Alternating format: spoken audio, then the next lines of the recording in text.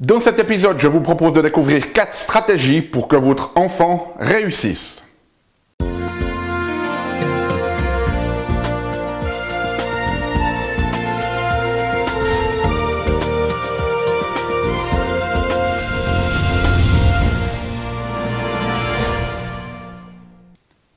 Parce que la vie est bien trop magique pour être petite, que nous avons tous besoin d'une prescription pour grandir en conscience et faire que nos rêves dévorent notre vie. Bonjour, je suis le Dr Yannick Pauly, bienvenue à un nouvel épisode d'une grande vie où chaque semaine je vous propose de découvrir des stratégies pratiques pour grandir en conscience, qu'elles soient d'ordre physique, émotionnel, psychologique ou spirituel, parce que c'est cette conscience qui est au cœur d'une vie pleinement vécue et de notre évolution en tant qu'être humain.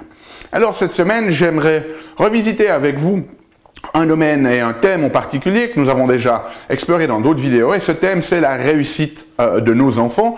Alors peut-être que vous avez des enfants, peut-être que vous n'en avez pas. Si vous n'en avez pas, je vous invite quand même à regarder cette vidéo parce que ces stratégies vont vous permettre aussi à vous de vous donner peut-être 2-3 indices sur des éléments que vous pouvez aussi mettre en place dans votre vie pour mieux vivre. Okay? Alors la notion, elle est la suivante ici. J'ai eu en fait il y a quelques semaines une discussion avec un de mes patients concernant un des enfants et on est parti dans cette notion que à l'école, eh bien, on est de plus en plus dans une notion scolaire où maintenant très tôt on va demander aux enfants en fait de choisir une voie qui va les diriger vers une spécialité. Si je regarde mon propre cursus scolaire, eh bien après mon école obligatoire, je suis allé dans un gymnase, au gymnase de Bienne, et c'est un gymnase général qui durait 4 ans, et il y avait une grande emphase qui était mise sur une espèce de culture générale, même si on avait déjà dû choisir certaines voies un petit peu plus scientifiques, ou un petit peu plus dans l'économie, ou un peu plus dans les langues, il y avait encore cette volonté de donner un bagage de culture générale sur 4 ans. Et aujourd'hui, on regarde par exemple ici en Suisse, le gymnase, eh bien, il s'est réduit à 3 ans.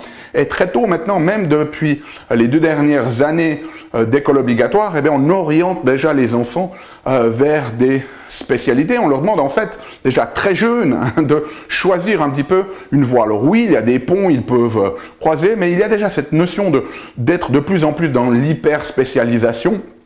Et il y a cette notion aussi que l'on demande aux gens de devenir finalement des gens qui performent au top de leur branche. Et il y a cette notion que l'on a déjà explorée dans certaines vidéos, que si vous voulez être quelqu'un de reconnu, qui a de la réussite dans sa branche, eh bien vous devez investir environ 10 000 heures dans votre art, si vous voulez, pour devenir un maître de votre domaine professionnel qui vous permet vraiment d'être au top. Alors, au-delà de toutes ces considérations, eh bien, on a discuté avec les parents, des avantages et des désavantages de cette manière de faire.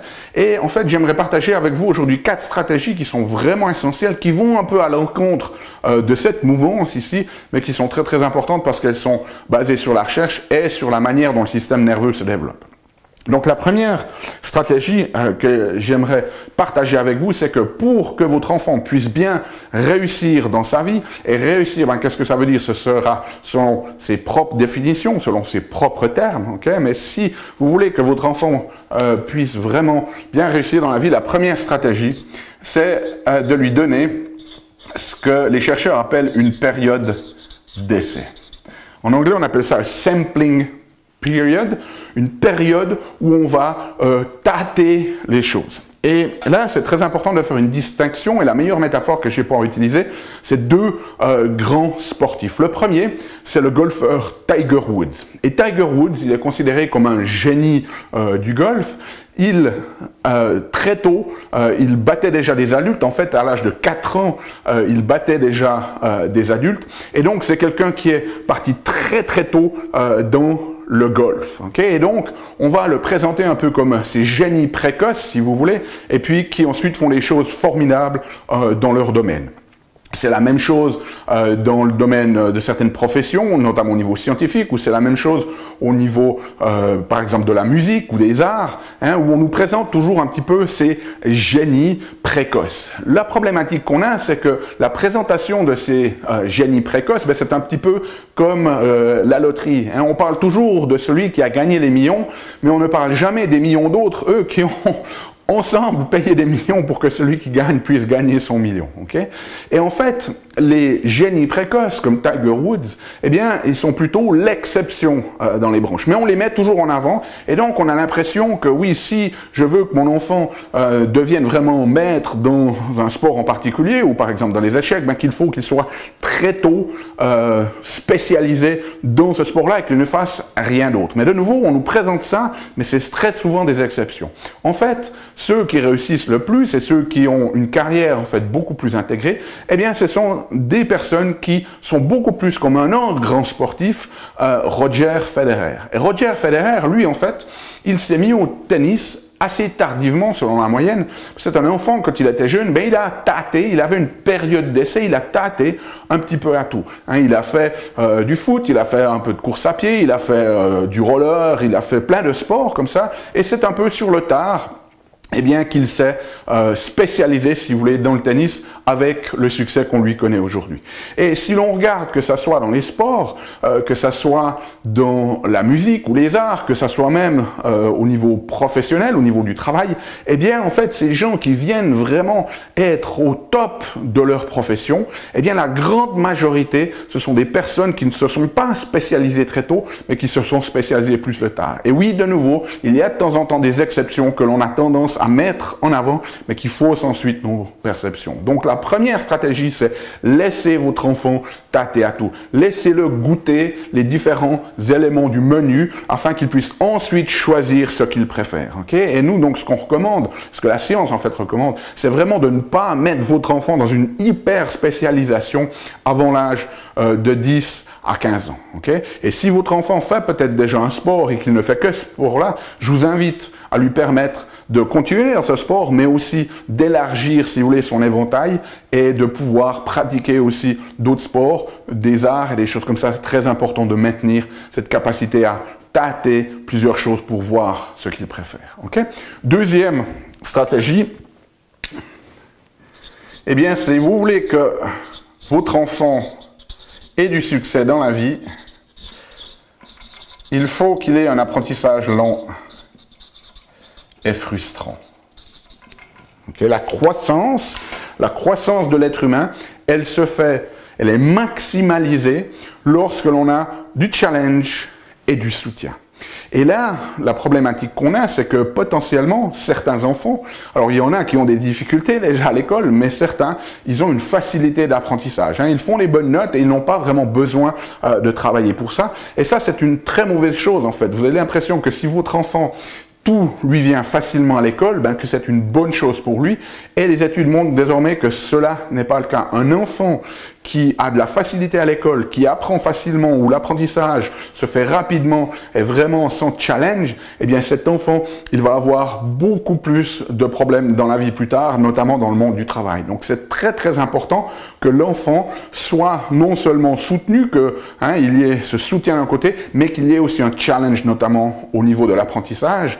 Et donc l'apprentissage, il ne doit pas juste se faire pour les notes, mais il doit aussi se faire pour le long terme. Okay? Ça, c'est très très important. C'est un petit peu comme si vous allez au fitness et que vous voulez tonifier vos muscles, ben, vous êtes obligé de commencer avec un certain poids, et puis ce poids, ça va vous faire prendre une certaine musculature, mais si vous continuez avec ce poids, ça va devenir trop facile et vous n'allez pas continuer de progresser. Donc si vous voulez progresser, ben, vous devez augmenter le poids, vous devez augmenter la résistance, vous devez augmenter le challenge. Okay? Et là, c'est exactement la même chose pour les enfants. Il est très très important que l'enfant ait un apprentissage qui soit challengeant pour lui, qui soit peut-être un peu frustrant, qui prenne un peu de lenteur, qui le force à réfléchir, etc. Ça, c'est quelque chose de fondamental. Donc, si vous avez un enfant qui a des difficultés à l'école, la première des choses, c'est d'essayer de comprendre pourquoi. Et un des raisons principales, c'est des problèmes de développement neurologique. Mais si vous avez un enfant qui n'a pas de difficulté à l'école, pour qui tout est facile, eh bien, ne tombez pas dans l'illusion de penser que cela est quelque chose de bénéfique pour lui, parce que ça va se retourner contre lui sur le long terme. Donc, d'une certaine manière, s'il a de la facilité, essayez à amener un peu plus de challenge, peut-être en lui donnant aussi des cours qui lui permettent d'aller un petit peu plus loin, qui vont le challenger. C'est très très important pour la suite. Okay?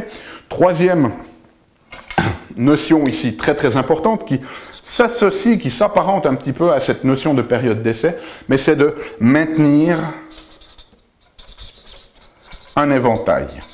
Alors, qu'est-ce qu'on entend par cela? Eh bien, c'est la notion suivante. C'est que, très souvent, dans la tendance actuelle d'hyperspécialisation aussi, eh bien, les gens vont vraiment prendre une voie et ils vont aller explorer cette voie en profondeur, mais ils vont laisser plein d'autres choses de côté auxquelles ils ne vont jamais toucher. Et une des réalités de notre monde, c'est que l'on vit désormais dans un monde contextuel, conceptuel. Okay? On travaille de plus en plus avec notre esprit, et donc une des capacités qui est vraiment centrale dans le monde actuel, c'est notre capacité à tisser des liens entre des domaines qui peuvent paraître parfois sans avoir de lien commun. Cette capacité vraiment à synthétiser, si vous voulez, à faire un transfert de connaissances, c'est-à-dire d'avoir peut-être un peu des connaissances dans certains domaines qui vont nous permettre ensuite de prendre ces connaissances et de les appliquer à un autre domaine, c'est quelque chose d'absolument essentiel dans le monde actuel, dans ce monde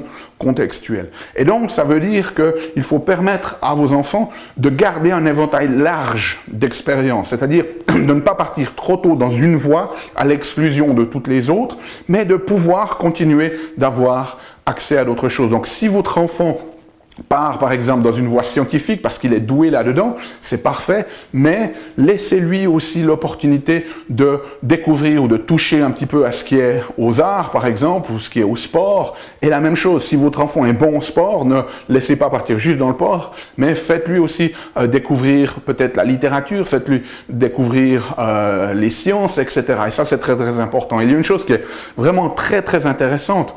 Lorsqu'ils prennent, il y a des études qui ont été faites en fait sur les scientifiques. Et dans le domaine scientifique, il y a plusieurs niveaux, si vous voulez, de reconnaissance en fonction des compétences de ces scientifiques. Alors, il y a des scientifiques qu'on pourrait appeler de base, et puis ensuite il y a des scientifiques qui sont reconnus en tant qu'experts, qui travaillent à un niveau supérieur, qui sont reconnus au niveau, je dirais, national. Et puis ensuite, au-delà de ça, il y en a d'autres qui sont, par exemple, qui sont éligibles pour le prix Nobel ou qui gagnent même le prix Nobel. Et en fait, ce qui est très très intéressant, c'est que si l'on regarde les gens qui sont nominés pour le prix Nobel, eh bien ces scientifiques-là, par rapport à des scientifiques de niveau national, donc on ne parle même pas des scientifiques de base, mais par rapport à ces scientifiques du niveau national, eh bien ces scientifiques qui sont nominés au prix Nobel, eh bien, ils ont 22 fois plus de probabilité d'avoir un éventail où ils touchent à l'art ou au sport, donc, ou à la littérature, par exemple. Donc, c'est très, très intéressant de voir que ces gens-là, malgré le fait qu'ils sont à la pointe dans leur domaine, eh bien, ils ont 22 fois plus de probabilité de chanter dans un chœur, ou de faire partie d'une pièce de théâtre, ou de pratiquer un sport en groupe, et des choses comme ça. Donc, ils maintiennent cet éventail. Et je crois que l'on a tous vraiment aussi ce désir, quand on parle avec quelqu'un, eh bien, c'est toujours très intéressant d'avoir une discussion avec quelqu'un qui a une forme de culture générale et pas seulement une personne qui n'est capable de vous parler que d'un seul domaine et rien d'autre. Okay? Et puis, quatrième stratégie pour que votre enfant puisse réussir dans la vie, eh bien, c'est à lui donner la possibilité de prendre des risques. Okay?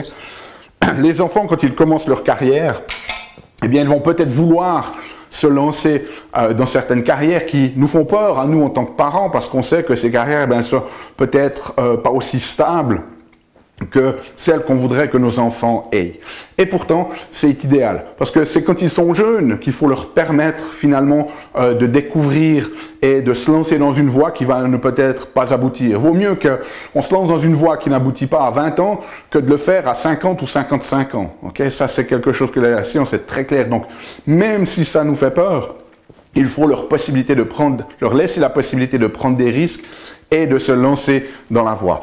Ce qu'il faut comprendre, c'est que on a l'impression qu'une carrière, c'est quelque chose de linéaire, pardon, surtout notre génération, et peut-être même la génération encore d'avant, de nos parents, où ils commençaient dans un poste et ils finissaient leur carrière dans la même entreprise. Mais il faut se rendre compte que de nos jours, ce n'est plus la même chose. Okay? La carrière, elle se fait très souvent en zigzag, en découvrant les choses. Donc, il y a de fortes probabilités que la première carrière dans laquelle se lance votre enfant, eh bien, elle ne va pas lui satisfaire, comme il y a de fortes probabilités que la première personne avec qui votre enfant sort ne finit pas par être son époux ou son épouse. Okay? Donc, il faut être à l'aise avec avec le fait que dans les relations, eh bien, on va peut-être être dans une relation et ça ne va pas marcher, on va en découvrir une autre.